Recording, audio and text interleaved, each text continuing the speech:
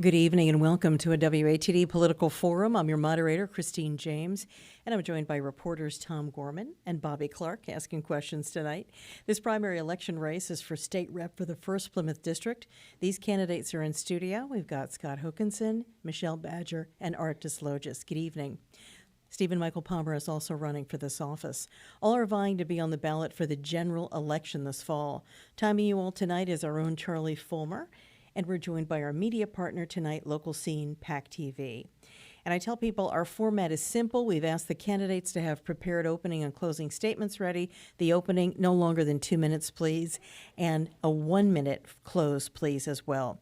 We also have a round of questions from the reporters with answers limited to a minute, then a lightning round where answers are either yes or no or 2 sentences tops. And as we tell folks earlier, if you go over a minute, we do give you a 5-second grace countdown. If you're still talking, then you get the bell. Yes, it still works. And then we cut the mic. So we're pretty tough about that. We tell people, please try to keep your answers to a minute. If you consistently go over, ramble, or start to repeat yourself, then you get the bell. Now, we just chose the opening and closing order out of the official WATD stand-in newsroom koozie. And the order is, we're looking at Michelle, Scott, and Art, and then we reverse that at the end. So let's begin tonight for the 1st Plymouth District, the Democrats here, and let's find out where they stand on the issues tonight. We look forward to that. Let's start with our opening statement. Michelle Badger. Good evening. Thank you, WATD, and everybody listening this evening. I'm Michelle Badger, and I'm running to be your next state representative for the 1st Plymouth District. I grew up in Plymouth and graduated from Plymouth South High School, and in 2006, I earned my undergraduate degree from Sweetbriar College in Virginia. In 2010, I earned a dual master's degree in public administration and political science from Suffolk University. That marked the beginning of me getting involved in our community, and I joined No Place for Hate. My professional background is in higher education fundraising. I currently serve as the Vice President of Institutional Advancement for Massasoit Community College. And prior to that, I was the Director of Advancement for Massachusetts Maritime Academy. I'm currently the Chair of the Plymouth School Committee, and I'm honored to have been serving on that for 13 years. During that time, I've led important initiatives, built consensus, coalitions to accomplish goals. Some of my accomplishments include enhancing translation services, implementing full-day kindergarten, and revamping our elementary school health curriculum. I'm passionate about service and Plymouth, and I'm driven by the belief that we rise by lifting others. All that I do is in service with the hope of to positively impact people's lives. I'm running for state representative to ensure that people of all ages can remain and thrive in Plymouth. My priorities are working hard to create more affordability in housing, bringing back more resources to support schools, seniors, public safety, transportation, and more, creating sustainable economic development, and ensuring reproductive rights are upheld. As your next state representative, I am dedicated to this as my full-time job. I'm committed to the people of the 1st Plymouth District. That is why Team Badger has knocked on over 5,000 doors, and we've earned the endorsement of town, county, and state officials, most recently, Attorney General Andrea Campbell. If elected, I'll be honored to serve and advocate for the residents of the 1st Plymouth District and work hard to find solutions to the concerns and challenges that face our community. I humbly ask for your vote on or before September 3rd. Thank you very much. That was the opening statement. Michelle Badger. Now let's go to Scott Hokanson. Once again, thank you, everybody, for being here, and thank you, everybody, for listening. The last time Scott Hokanson's name was on WATD, it was from Bill Wilhelm on Sunday nights in the sports program, which was 30 years ago. I'm honored to be here. When Matt Muratori decided to put his hat in the ring for the state Senate seat, a number of people in town reached out to me to run, and I took that humbly and have taken it seriously since. I'm excited to run because I think I'll be really good at this job. This job is about getting a lot of resources from Beacon Hill down to the South Shore, and I think I can do that very well. My priorities are affordable housing, and I think we really need to change the rules around 40B. I was at North Plymouth earlier this week with the in Cordage Park, as the residents expressed their concern for what's going on at Benny's Plaza. We really need to find solutions to where 40B can't be a threat to what happens in development in our beautiful town. Plymouth has been great to me. I started Brabo Insurance 11 years ago, and that was after I was found without a job, and Plymouth lifted me up. We were on food assistance, we were on unemployment, we were on Mass Health. I don't look at those things as a handout. I look at things as an aid to help people lift themselves up. My family was in that position, and today, Brabo insures 25 people, and we're a resource to almost every charity in town. My expertise is in health insurance, and I look forward to helping every senior in Plymouth get all the resources they need to afford their prescriptions and to be a resource on Beacon Hill for legislators as difficult challenges come up like we had with Steward Healthcare. Since starting my career, health insurance has evolved and I've been a resource to all of the legislators and the insurance companies here in town. We've added mental health, same-sex partners as covered members on the health insurance, and I look forward to doing more for everybody in our district. Thank you. Thank you very much. That was the opening statement, Scott Hokanson. Now opening statement, Art Desloges. Good evening. I am Art Desloges. Thank you for the opportunity to address the voters. I love Plymouth, the people, and our community. That is why I stepped up to help chart the future of Plymouth on many town committees and grassroots groups. I'm appointed to the Town Master Plan Committee, and I'm an elected town meeting member. A little bit about me. After Boston College, I joined the Peace Corps to make a difference in the world. I was a high school teacher in Ghana, West Africa. I learned that working together was the best way to overcome the challenges of intractable problems. Upon my return, I got an MBA. I was recruited by Citibank and rose to become a senior corporate executive, leading a staff of more than 1,000 people. At Citibank, I learned how to build coalitions, a critical skill to be a successful legislator. I reached out to dozens of executives in other banks to change industry standards and protocols to the benefit of millions of consumers. Upon retirement, my wife and I fell in love with Plymouth, but our life of happy retirement was not to be. My son struggled for years to be socially included. He turned to drugs and died of a heroin overdose shortly after his college graduation. My wife passed away several years later. All this tragedy gave me a North Star, so I dedicated myself to public service. My journey began with becoming an intern for 2 years at the State House. I did this to learn how things get done on Beacon Hill. My journey continued with a listening tour around Plymouth, and I've talked with more than 10,000 voters face to face. I heard the need for more affordable housing to confront behavioral health crisis, to ensure quality education for a sustainable environment, and social equity. I look forward to discussing these issues. Thank you very much. That was the opening statement with Art Desloges. Now we're going to go to questions. We'll begin with our reporter, Bobby Clark, and questions for the candidates. Yes, I'll begin with Michelle Badger. Michelle, you've been talking to a lot of people, you all have, running for office. You've listened to the concerns of those people. So what would you say is the number one concern of those people that you've talked to? Hands down, on the 5,000 doors plus we've knocked, it's been affordability. So being able to afford to live here, and that it comes from people in their 20s and it comes from people well into their retirements and people right in the middle. You hear every day about taxes being something that they can't afford. Also, just being able to afford be able to stay in their homes. That has been basically the number one thing we've heard on the doors. Mr. Desloges? Yeah, thank you for that.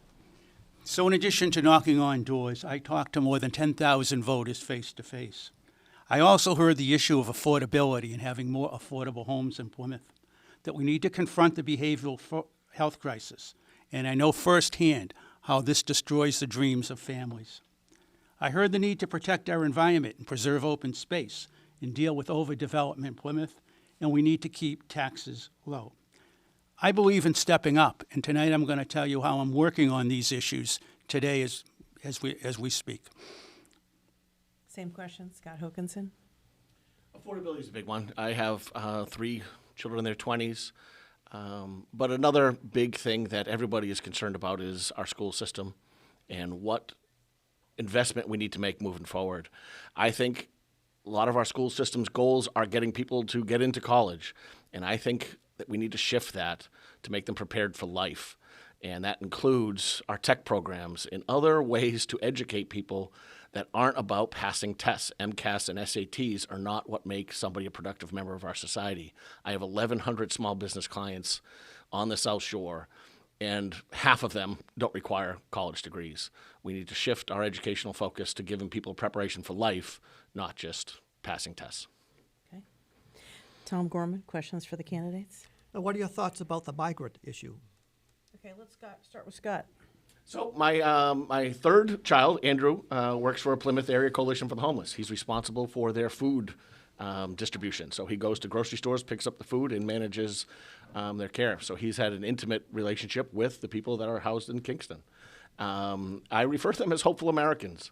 And I know it's a burden on a lot of town resources. So this job has to be getting money from state to offset that. Okay, we didn't have a choice when everybody showed up in Kingston. My office ordered hundreds of bottles of water to get them there. We were there unloading buses of food.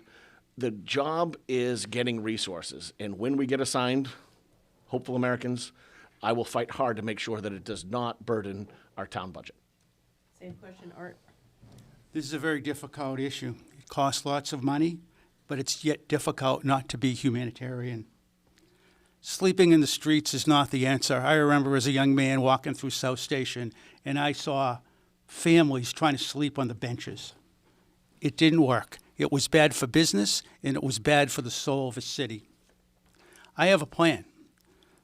Part one of my plan is give vets permanent housing and have them have their own program so they don't have to be part of this program of emergency shelter. Then I want to give people the right to work as soon as possible. Research shows that as soon as these people go to work, they build on the community and do not drain any money from the community. Thank you.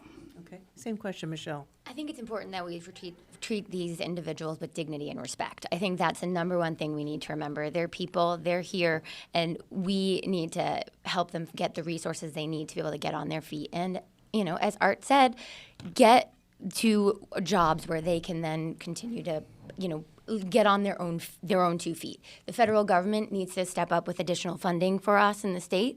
I think what Governor Healy's plan is really a great one, where she's living within our fiscal restraints. This is what we have, and this is how we can care for them. And we put in place the temporary respite centers, giving them 5 days, and then hopefully being able to find a location for them to move on to for the temporary location.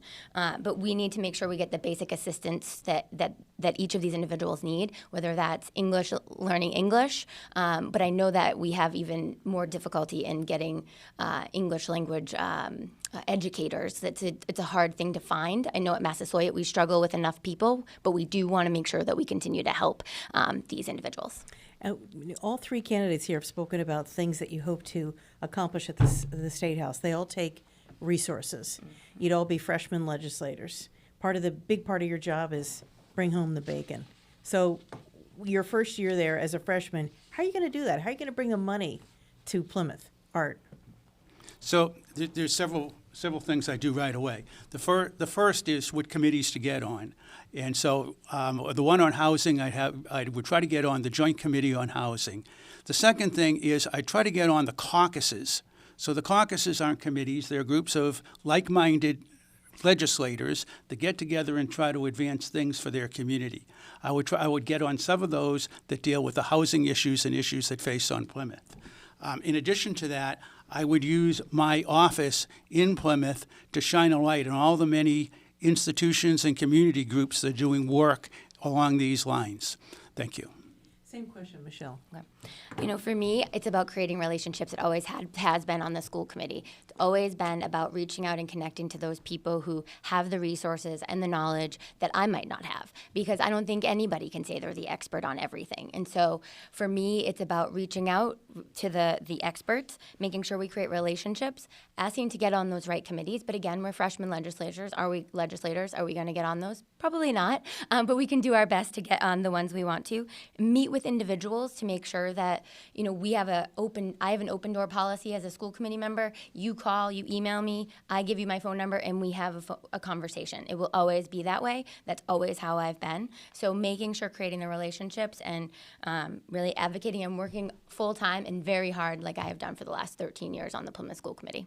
Okay, Scott, bring home the bacon. I'm going to humbly ask for help. As a freshman legislature, you have to. And I'm going to go onto the Hill, meet as many people as I can, show them my expertise, and hopefully be a resource to them on things that they're concerned about in their communities. I think by going first and helping them with challenges in their communities, I can then get reciprocation back for us.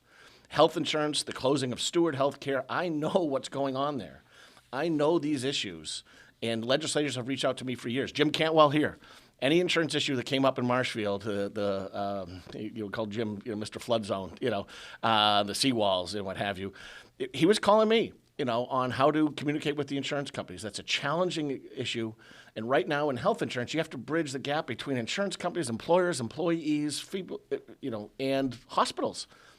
In Plymouth, it's our largest employer, Beth Israel Hospital. And I'm going to look to bring my expertise to other legislatures and hopefully help them in their communities. If I was there today, I'd be incredibly involved in the Steward situation.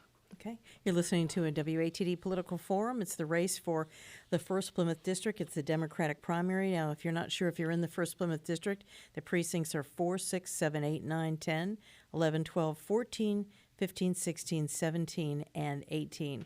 And let's go back now to our own Bobby Clark. Questions for the candidates. Yes, I'll begin with you, Mr. Hokanson. Do you think the MBTA communities bylaw is fair? No, I don't. It helps jobs in Boston, not here. So with all due respect to Boston, the MBTA Communities Bill is meant to help people commute to Boston to work in Boston. With all due respect, that's not going to be my job here in Plymouth. My job is going to be to create jobs in Plymouth. And I think we have an untapped resource in our beautiful harbor, and something I've spent a lot of time and investment in is investing in farming in our harbor. Cottage Park has some incredible technology going on with underwater submarines, and one of my high school buddies is now farming oysters. And I've done a ton of research on kelp. I was at Wood Seafood getting a clam roll, and I saw a guy pulling weeds out of the ocean. He was a farmer from Duxbury using our crane that our legislature got money for, and we used Plymouth 2020 to get everybody else to pay for, which was wonderful. And we were using our crane to pull kelp that a farmer in Duxbury was utilizing. We can grow that in Plymouth Harbor as well. It's going to be exciting. Mr. Desloges? Yeah, thank you. So the MBTA Communities Act, when making public policy, it's important to keep in mind two things. One, what's the benefit and how do you go about enforcing it?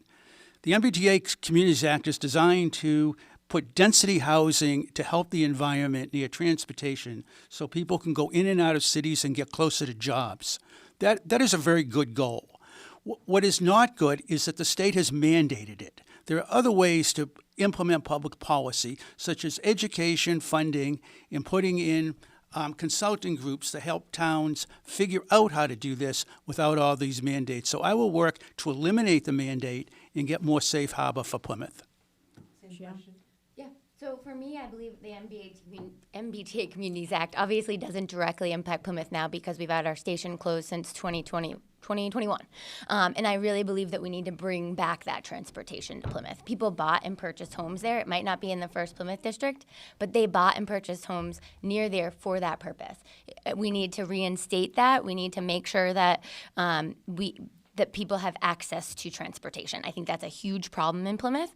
I think the MBTA Communities Act has its flaws. I think the fact that it is required and that there wasn't more conversation around it is a problem, but I think in the idea behind it is right. We need more housing, and I think through our Plymouth, master planning, where we have a school committee rep on there as well, I think it's really important that we make sure that we're designing and thinking about that moving forward. But transportation is something that we struggle with in Plymouth and we need more of, whether that's partnering with Uber and Lyft, which I know is a program that's being done, but we need to make sure that we bring more transportation here. Tom Gorman, question for the candidates. You've all touched upon the housing issue. How would you address affordability in the housing issue in the state? Let's start with Michelle. So the affordability in the housing, I think there's so many things. You look at the average home price in Plymouth, it's $617,000. I don't know about you, but I can't afford that, and many people can't.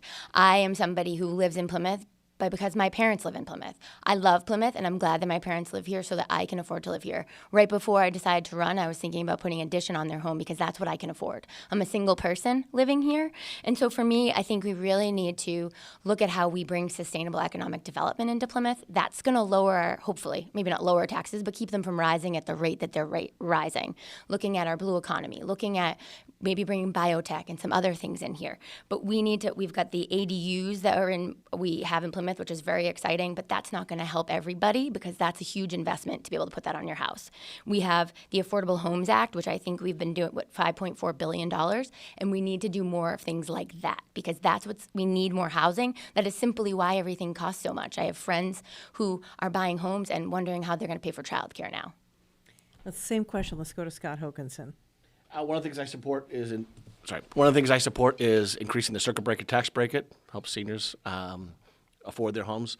And as chair of the Chamber of Commerce, I fought for and we got approved through town meeting the accessory dwelling units. Super proud of that, and that makes today a $500,000 house went up for sale. It's a split level ranch.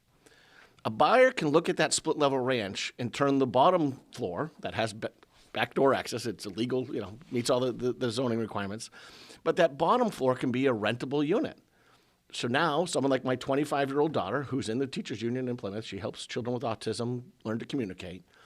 On her salary, she could look at that house and factor in the income from that bottom floor to get her into her first home. I've worked very hard. We brought up Northeastern Savings Bank. I've worked hard with them on creating a program where they acknowledge the accessory dwelling unit income ahead of time. It's not the solution for everybody, but it's a step for some people. Thank you. Okay. Same question, Art Desloges. Yeah, and the need is acute. I talked to one young couple who said they just can't find an affordable home in Plymouth, even though they both have good-paying jobs. So my style is to step up and do something about it. That's why I testified for the governor's affordable bond bill on Beacon Hill. It was a 13-hour hearing. They called me at hour 12. It was a long wait. I testified that out of the $800 million that was going to go to Affordable Homes Trust entities at the state level, it ought to go to the one at the Plymouth level because we know where to put the money right away. I went to Beacon Hill and did that because it's important and I want to do something about it. When it comes to ADUs, I stood in the podium at town meeting and I gave the address on why we need ADUs and helped secure passage of that measure. Thank you.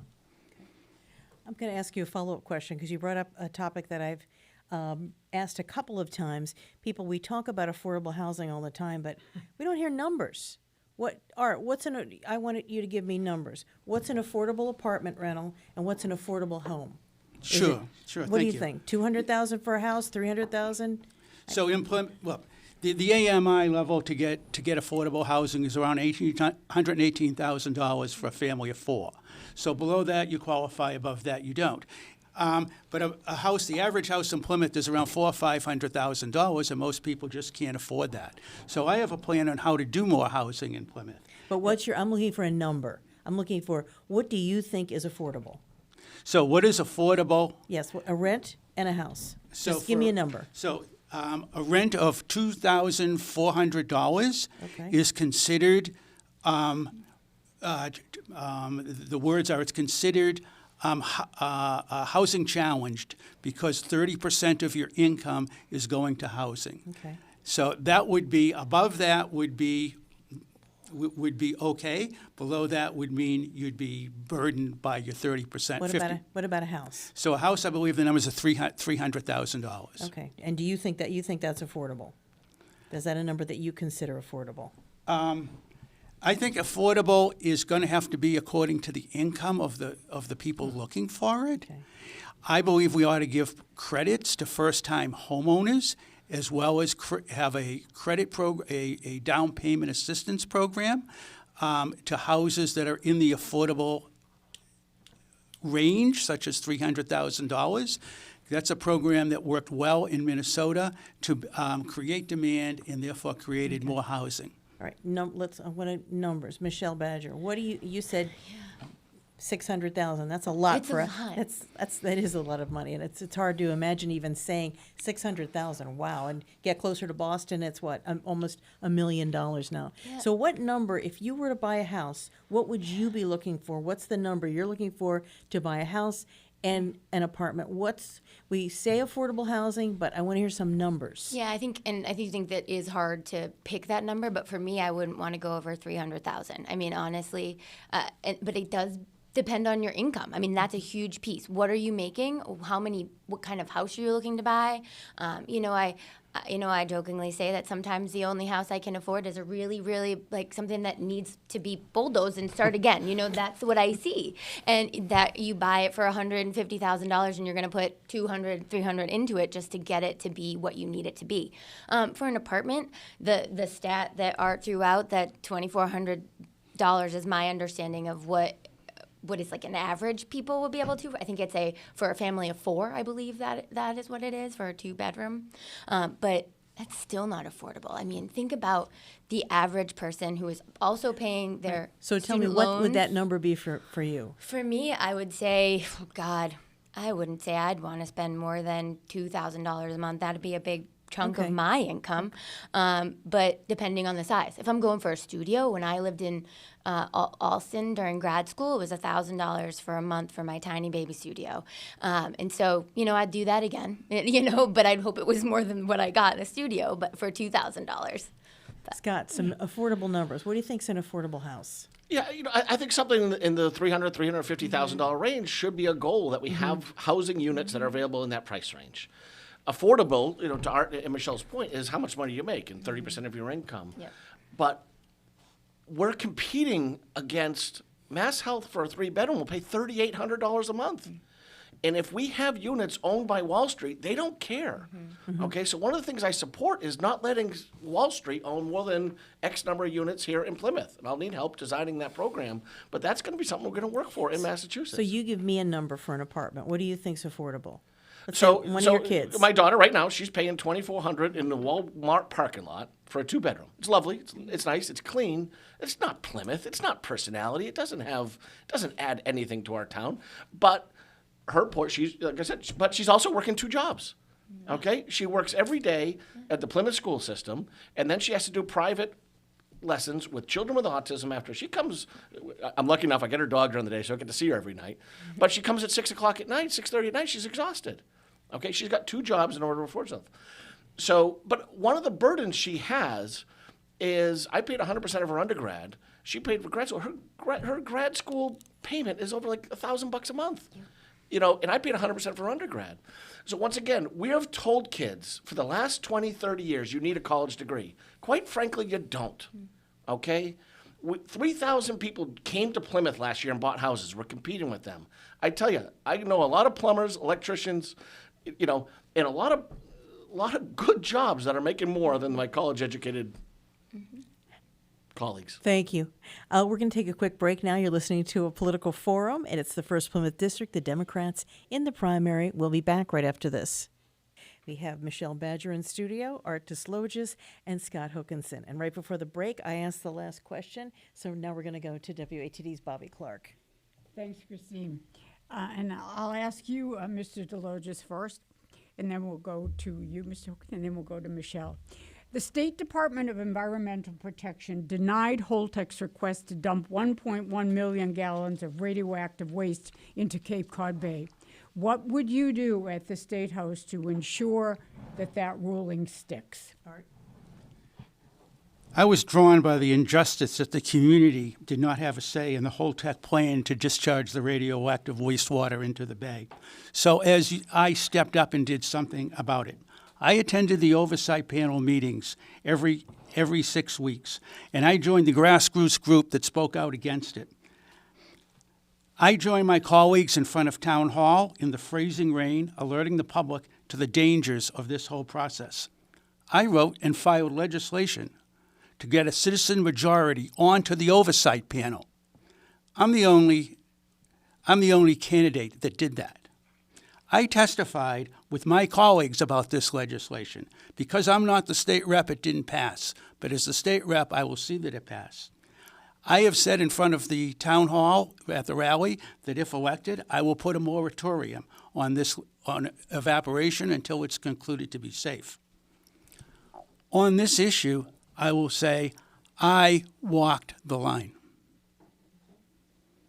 Let's go to Scott.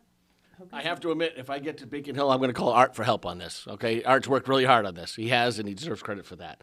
I'm a striper fisherman. I love our bay. I want to protect it, and we also need to, make sure that this does not change. When I announced I was running for office, a friend of mine reached out. You got to go through your Facebook account and look if there's anything out there bad.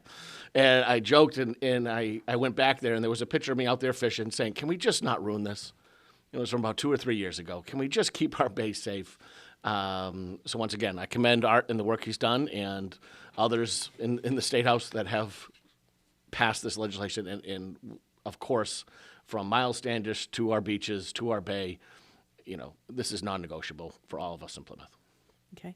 Same question, Michelle. Yeah, no, I think for me it would be a lot about advocating and making sure that anytime this came up in discussion that we were right there. The delegation from Plymouth, this whole South Shore is right there having those conversations, being on the front line, making sure that we do not have anything dumping in our bay, so it stands. It is an ocean sanctuary. It needs to maintain that way, and putting that kind of, what we don't really know the full extent of the impact that would have, and then you also are looking at the evaporation. We don't know what that full extent of what that impact has on the environment. I think it's, 22, I can't remember the parts per million or something like that. It's below the amount that is allowed to be kind of evaporating into the air. And so is that acceptable? Is it acceptable that is evaporating to the air? We need more research, and we need to do more research on the fact that whether or not, why they're allowing Holtec to do their own sampling and how we can do a little bit more of control on that topic. But we need to continue to ask those questions and really advocate for that. Okay. Any follow-up to that? No. Okay. Tom Gorman, questions for the candidates? In recent years, a lot of communities have complained about the state aid formula being unfair. What are your thoughts about that? Michelle, what do you think? It is unfair. There's a lot of different things that need to be considered. I think it's important the changes that they've made. You can take the Education Chapter 70 formula, for instance. We haven't put into that an appropriate ability for us to to take into consideration the high inflation we've had over the last couple of years. So we need to look at those formulas. We need to see and look at them and say, okay, this is what we're experiencing right now. It needs to be more flexible. We have to be able to have more state aid coming in. We need to know what we can count on and not have it be questioned and not have it, every once in a while we're like, oh, you have $30 more for each student. Great, $30 more. What does that mean? It's really not enough for us to make a huge difference in what we're trying to do within the Plymouth Public Schools, within our town, but our state aid needs to be changed. We need to look at it not just in which I think is really important, our gateway city pieces, but we need to look at it holistically across the board and make sure that we continue to stay, relevant. Art Desloges, same question. Yes, and I agree with Michelle. So the formula for Plymouth Public Schools getting transportation aid is unjust because we have such a big area that we need to pay for to get students into school. I propose that we change that, and I will build a coalition with like-minded legislators to try to change that formula so it's more just. But I want to talk about unrestricted aid. Right now, unrestricted aid runs around 2.2% or so.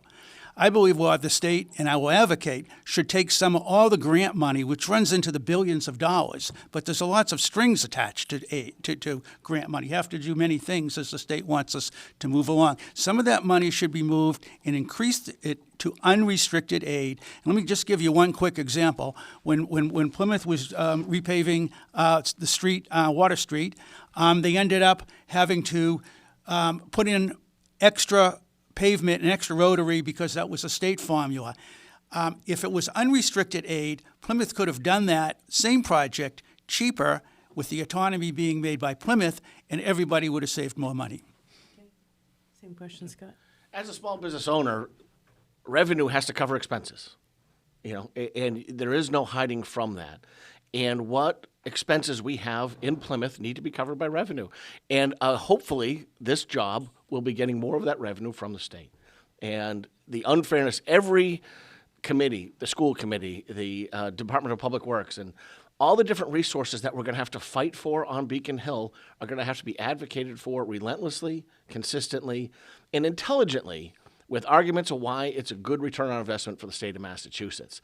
And that's one of the things that, as a person who negotiates every day on behalf of my employees, on behalf of my clients, on behalf of our community, you have to be able to show why it's worth investing in Plymouth, and I look forward to doing that.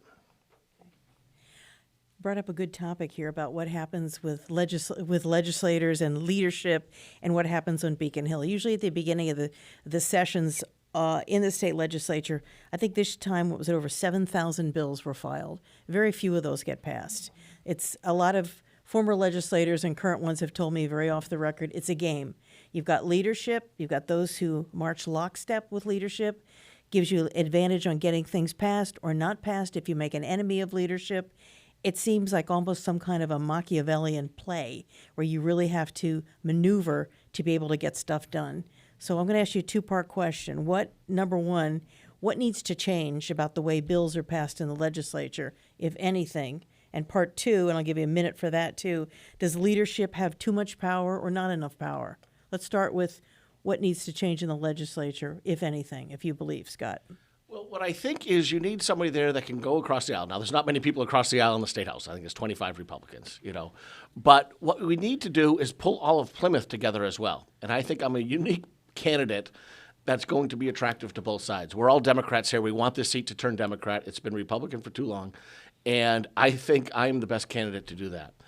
I think I can take my history of negotiation and being an informed, likable, intelligent person onto Beacon Hill to work with all the different committees.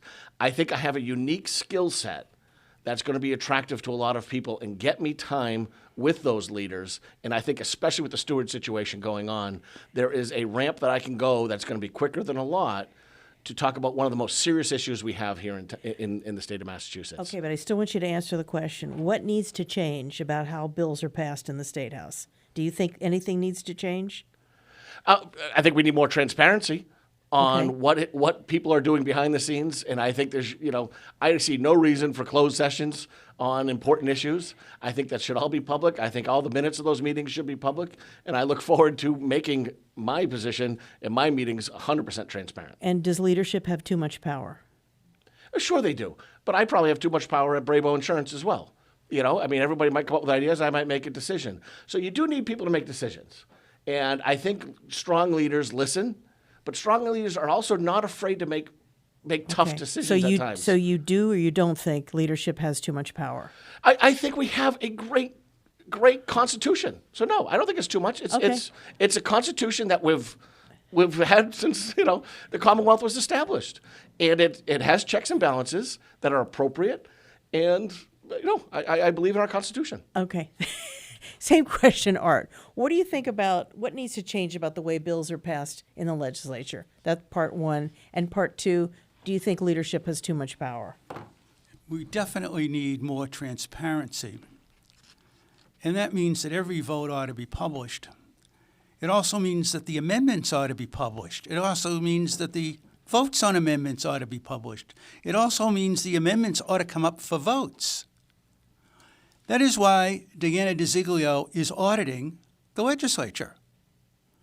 And I signed that petition. I went to the state convention. I was the only candidate that went to the state convention. I stood in front of her. She gave me a pen, and I signed that petition. With her power of auditing the state legislature, maybe we can see, are they really following the procedures that they're supposed to be following and living up to what the voters want to happen?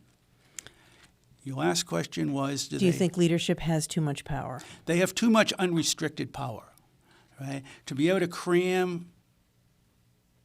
That's okay. You get more time. Don't worry. Okay. Yeah. He's just shuffling the cards.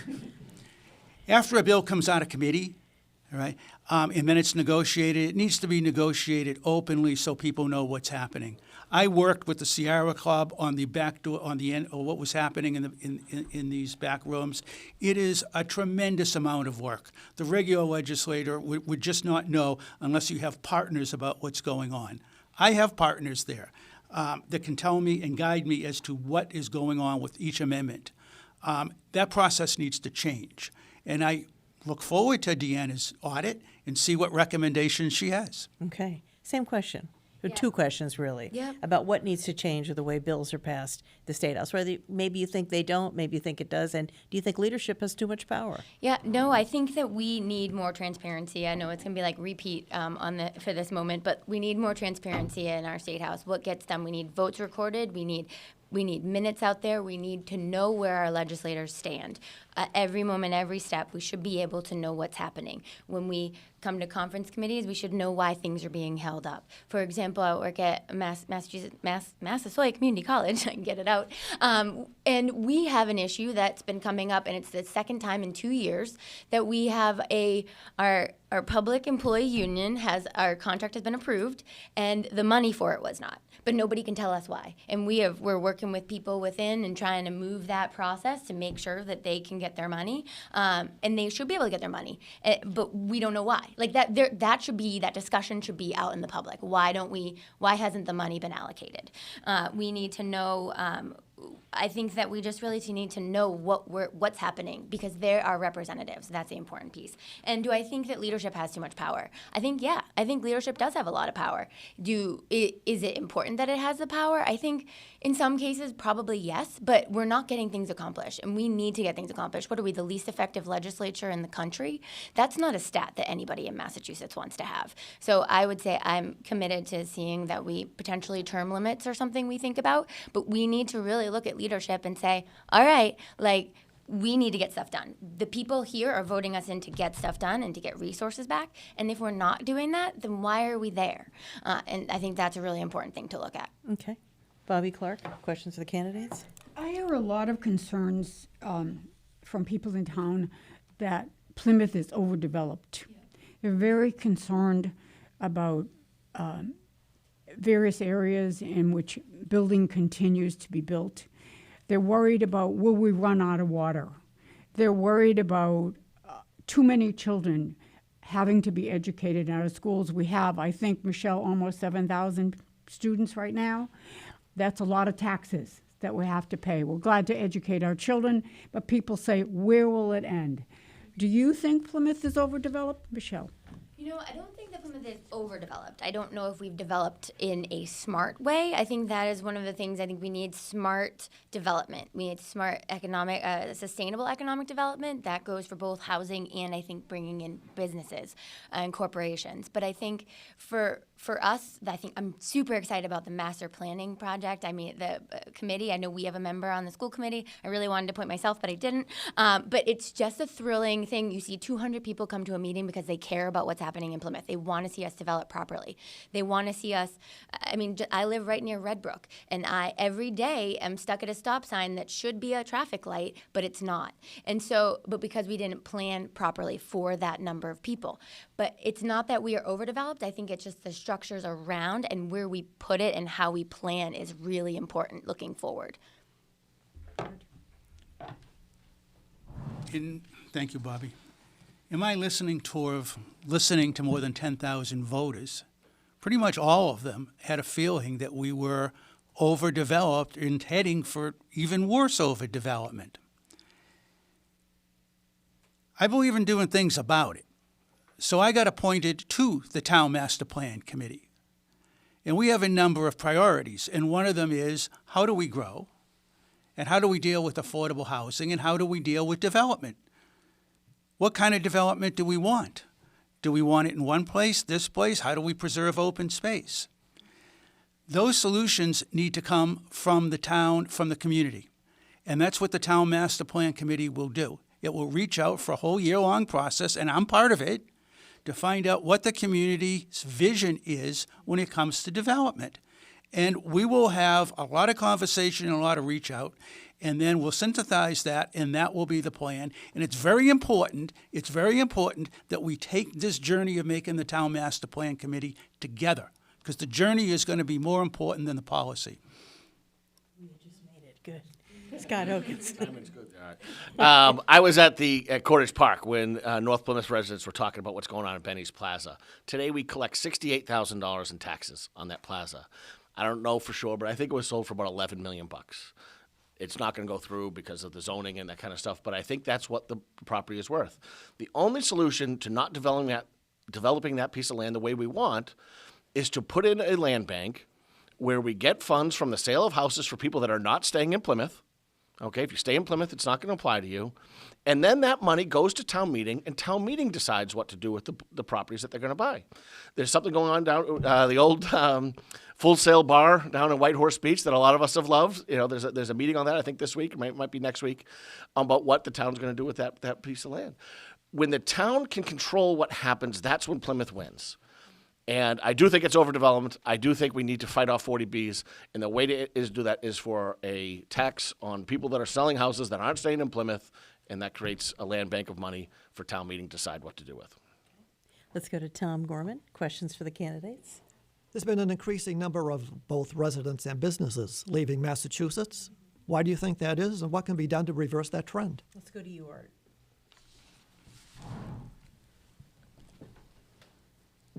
So the last analysis showed that the businesses and people leaving Massachusetts are leaving mostly for lifestyle reasons. Massachusetts continues to attract on a positive basis workers that contribute to our economy. And so, I mean, I've read what you've read, but I've read the other side too about what's actually productive in Massachusetts. And the reason why we're attracting these people is we have good education, we have a good plan for it's a beautiful lifestyle here in Massachusetts. It has beautiful towns like Plymouth to go to. In terms of businesses, we need to attract more businesses, but I believe we ought to attract more. We just did the economic development bill. In addition to focusing on life sciences, I believe the next economic development bill should develop coastal businesses such we have here in Plymouth. And that's what I will advocate for. Let's go to Michelle. Yeah, I think people are leaving for a variety of reasons from what I've seen. We have childcare costs that people can pay on average 20% of what they make. I mean, I have friends who have left Massachusetts, and I think, I think the stat is the first highest number is in that age of 20, I think 25 to 35 is the range of people who are leaving are leaving Massachusetts. We also have seniors who are leaving because in Plymouth, we had 33% of our seniors who at one point last year, I think it was 33, one point last year, wondered if they'd be able to pay one of their basic living needs. So they're looking at that. They can't afford the taxes on their homes, whether they're seniors or sometimes they're or people my age. We've got health insurance. 4 in 10 Massachusetts residents have experienced some sort of healthcare affordability piece. The issue is we have a lot of resources for our, but costs just continue to rise, and we need to in Massachusetts look at the ways that we can solve that. And I've got some some ideas that will, yeah. Isn't it amazing the construction paperwork? I I'm remember this from afraid grade of it. school. It seems to work. We all remember that. Scott Hokanson, same question. The Chamber of Commerce is adding about 6 to 10 new businesses a month as roles. And so I am a huge advocate for small business. And I think we need to make it easier for small business to compete for state contracts. It's almost impossible now. Literally on the drive up, I had a young woman who came across my path. She and her husband are trying to find their way, and she asked me if I could help her set up an S Corp. Okay, she's creating jobs. Okay, I have manufactured 25 jobs in Plymouth, and I think having good jobs available to people is going to keep people here. I agree with Art. Some of the people that are leaving, the businesses that are leaving, okay, it's fine. But we have a number of them being replaced. And we've got 3,000 people that chose Plymouth last year as their home. That's 3,000 people that need to make a living in Plymouth. And we can go make great jobs for them at small business. And I think we really need state to make it easy for small business and people of marginalized communities to do business with the state. Okay. I think we're going to go to our lightning round questions now. And this is where we ask the candidates here for the 1st Plymouth District questions that are either yes or no or 1 or 2 sentences tops. And of course, I know some people don't want to hear this, but I'm going to finish the season asking my same question. County government, stay or go? Let's start with you, Scott. Go. Okay. Art? Can I say it needs to reform? Okay. Stay or go? Well, then it has to go. Okay. Same question, Michelle. I need a couple sentences, but stay because I think we've been working really hard with them lately. Okay, Bobby Clark. Lightning round. Would you favor a ban on nips? Yes. Well, Yes or no? are we talking just in Plymouth? Nips. We can say statewide. Okay. Yes. Okay. Ban on nips, Art? Yes or no? I was the chair of it, yes. Okay. Yeah, statewide. Okay. That's a fun word to say, a live forum.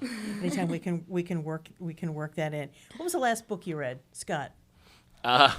Bill Bryson, A Walk in the Woods. Okay. I could not breathe. I was sorry. Okay. Art, what's the last book you read? So it was Bill Arianti wrote the book, and the name of it was A Gift. Okay. It's a local book. Okay. Michelle, what's the last book you read? Iron Flame. Okay. Can you cook? Yes. What's your best recipe?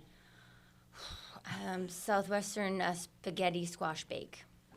Wow. Okay, Martha. All right, Art, can you cook? I can cook, What's your best recipe? so it's what my grandmother taught me. It's ravioli. Bring some in. Scott, can you cook? Love to cook, yes. Okay, what's your best recipe? Beef Wellington. Okay. Award-winning beef Wellington. Okay. And, all good recipes here. Well, look at that. We have all these talented candidates here. We're going to go to our closing statements now. We're going to reverse the order. And if I mess this up, tell me. I'm just going to check those, just to make sure I wrote this down correctly. So we're going to reverse order, and this time we are going to start with Art, then we're going to go to Scott, and then we'll go to Michelle. Your closing statement, 1 minute, please. Let's start with Art. Thank you. I bring three unique qualifications to the table. First is my professional coalition building skills I learned at Citibank. Second is my on-the-ground legislative experience in partnerships with groups that will write the legislation of tomorrow. And third, I will work full-time with my legislative salary, hire additional aides at my expense to work on issues impacting Plymouth. To close, after the death of my son, my wife told me, Art, you know how to get things done. Bring justice to Tommy's death. Stop the shame of asking for help. And by extension, justice to all those who want an affordable home, and justice for all those who want a higher education, justice for all those who want a planet for their children to live on. My message is a message of justice. That's why I'm running, and that's why I'm asking for your vote. Thank you. That was Art Desloges. Now we're going to go to final statements. Scott Hokanson. I'm just very excited to have this opportunity to serve Plymouth again. Plymouth lifted me up when I needed it the most. I'm raising 5 children in town, and I am excited to fight to get us the resources that we need to keep succeeding. I really am looking forward to continued discussions. I've met fascinating people during this process. I love the town we live in, and I think it's going to be the town where my children can afford to live in eventually. And I sincerely appreciate everybody that asked me to run because they were right. I am good for this job, and I look forward to fighting for Plymouth as a Democrat on Beacon Hill. Thank you. Thank you very much. That was Scott Hokanson. Michelle Badger. Thank you. Thank you all for your time this evening. I hope I've addressed your questions and provided a clear understanding of my campaign. I'm excited to continue to engage with each of you listening tonight moving forward. As your next state representative, I am dedicated to this job full time. I'm committed to the people of the 1st Plymouth District, proven by my recent endorsement from Massachusetts Attorney General Andrea Campbell. That is why Team Badger has knocked on over 5,000 doors. I work hard every day for the people of Plymouth, as I have done every day for the last 13 years on the Plymouth School Committee. I'm running to be your voice, and I will continue to listen and engage as I have on the school committee. If elected, I'll be honored to serve and advocate for the 1st Plymouth District of the State House and work hard to find solutions for the concerns and challenges that face our community. I'm fully committed and understand the time commitment that this role entails. I look forward to working on behalf of and with all of you. You can find out more information at badgerforplymouth.com and reach out to us via email at badgerforplymouth@gmail.com. I humbly ask for your vote on or before September 3rd. Thank you. You've been listening to the 3 Democratic candidates in the 1st Plymouth District for the primary. And of course, this whole form will be up on our website. We'd like to thank our media partners here at Local Scene, PAC TV, our reporters here tonight, Bobby Clark and Tom Gorman with me, Charlie Fulmer, Tommy, and of course our engineer, Larry Nelson. September 3rd is primary night. Stay tuned to WATD for complete primary night coverage. Get out and vote. Remember, if you don't vote, you don't have a voice. I'm Christine James, 95.9 WATD.